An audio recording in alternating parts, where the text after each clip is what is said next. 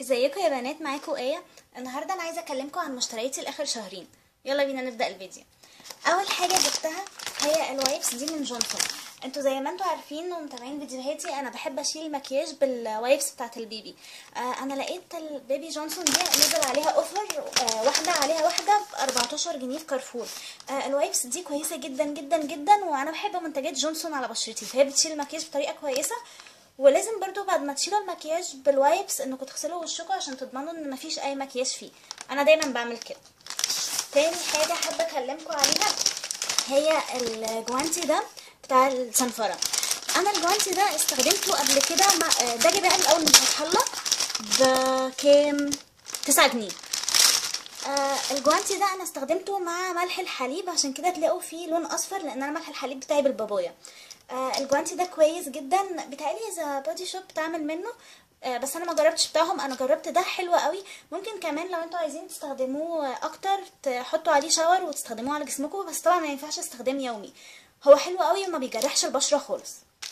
عايزه كمان اكلمكم عن، انا كلمتكم الشهر اللي قبل اللي فات عن مزيل المكياج ده من ماي واي. انا جربت منهم كمان الغسول ده غسول موازن للبشره. الغسول ده حلو جدا جدا جدا. بحسه بينظف وجميل. في مشكله واحده بس، ان هو فيه ريحه، انا ما بحبش الغسول يبقى فيه ريحه قويه. فده اكيد بيأثر على البشره، بس انا استخدمته بقالي اكتر من شهر. مريحني قوي، بيقلل الدهون في التي زون عشان انا بشرتي مختلطه. عجبني قوي وثمنه كان حوالي 9 جنيه. في ناس كمان بتقول ازاي بجيب غسولات من ماي واي. غسول البشرة ده يعتبر صابون بتحطيه على البشرة دقيقتين واقل كمان من دقيقتين وبتغسلي البشرة، فمش بيأثر خالص. اهم حاجة عشان تحافظي على بشرتك يبقى عندك مية ورد كتونر وتجيبي كريم مرطب نظيف بس، لكن غير كده مش هيأثر خالص. اشتريت كمان لينسز من جي ان جي. طبعا انا جربتهم وطبعا مش هتشوفوا اللون، يعني انا جايباه جراي. انا بس عايزه اكلمكم عن حاجه. انا كنت جربت لينسز بتاعت ادور وقلت لكم ان هي تقيله على العين، وقلت لكم ان بيلا احسن حاجه. جي ان جي دي كمان كويسه جدا. كان نازل عليها اوفر في مركز عيون، مش فاكره اسمه بس اكيد هحط لكم اللينك بتاعه في الديسكريبشن بوكس. كان نازل عليها عرض ب 160 جنيه. دي 6 شهور وكان معاها كمان كشف، وادوني كمان السوليوشن ده. انا ما جربتوش لسه فمش قادره احكم عليه. انا بحب دايما استخدم رينيو او رانيو، ما اعرفش بتتنطق ازاي. بس هجرب ده برضو وهقول لكم رايي فيه. واللينسز بجد مريحه قوي قوي في العين.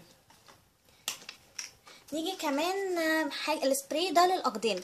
ده بيقضي على الفطريات ومنعش للقدمين. انا بحب دايما مبقاش فيه ريحه خالص في الشوزات بتاعتي، فعشان كده بحب استخدمه ارشه على رجلي قبل ما البس الشوز وكمان بعد ما اقلعها. ده بيخلي مفيش اي ريحه في الشوز، وده سعره كان معداش ال10 جنيه.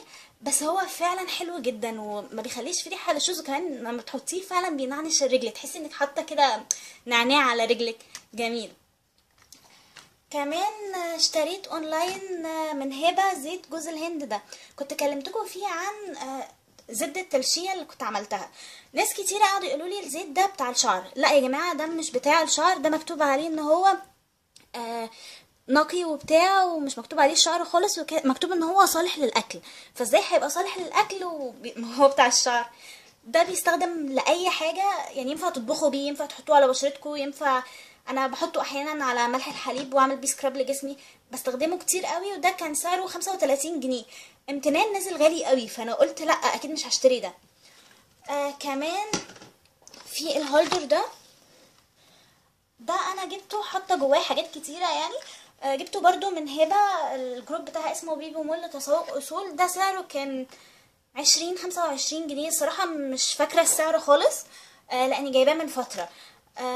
البتاع ده حلو قوي وبيشيل حاجات كتيره وشكله حلو قوي على المكتب، ولايقه مع الديكورات بتاعه الاوضه بتاعتي، كيوت وكده. دي انا جايباها من صفحه على الفيسبوك اسمها وندرلاند، هحط لكم برضو اللينك بتاعها تحت. دي كويسه قوي، انصحكم انكم تخشوا هتلاقوا عندها حاجات حلوه، وهو حاجاتهم كلها هاند ميد. حلوه جدا، اكيد هتعجبكم. دي سعرها كان 15 جنيه تقريبا، وعلى الخامه بتاعتها حلوه قوي. بصوا السلسله بتاعتها عامله ازاي، جميله جدا يعني. اخر حاجه بقى هكلمكم عليها هي الميك اب. الشهر ده ما اشتريتش ميك اب كتير كالعاده، عشان انا ما بحبش اشتري ميك اب كتير. جبت بس 3 حاجات. الاول اكلمكم عن الباودر دي، اسمها وايلد بيوتي. الباودر دي سعرها حوالي 15 جنيه. مفروض ميد ان يو اس اي، حلوه قوي. فاكرين محل اوريجينال اللي قلتلكوا عليه في المنشيه؟ هو اللي بيستورد الباودر دي. تغطيتها حلوه قوي وهي ملمسها جميل، وميد ان يو اس اي. انا جبتها عشان اجربها لان هي الاندرتون بتاعها على اصفر، فتبقى حلوه قوي تحت العينين. بجد خطيره. استنى اوريكم السواتش ليها. بيبقى معاها فرشه هنا، بس الفرشه دي وحشه قوي فانا شايلاها. خفيفه كده بس بتعمل فعلا تغطيه. يعني بصوا العرق خفيته سنه. جميله قوي. انصحكم تخشوا يعني تروحوا على طول المنشيه تجيبوها لو لسه موجوده. كان في كمان منها بلاشر واي شادو، كان برضو 15 جنيه تقريبا. جبت كمان من ايفون الكونسيلر ده اسمه كولر ترند. ده بينزل منه فاونديشن وكونسيلر. انا جبت الكونسيلر الدرجه الغامقه دي عشان عايزه اغمق بيه حاجات عندي، لان احنا داخلين على الصيف وانتوا عارفين في الصيف بصوا الدرجه غامقه قوي. يعني انا جايباها اغمق بيها حاجات لان في الصيف انا بشرتي بتغمق يعني زي كل الناس، فبحب اغمقها بحاجه. قلت اجيب كونسيلر يدي برضو تغطيه ويغمق الحاجه معايا. اخر حاجه بقى جبتها هو الروج ده من ماي واي. اسمه بيرلي. الدرجه بتاعته استنى هحولها لكم.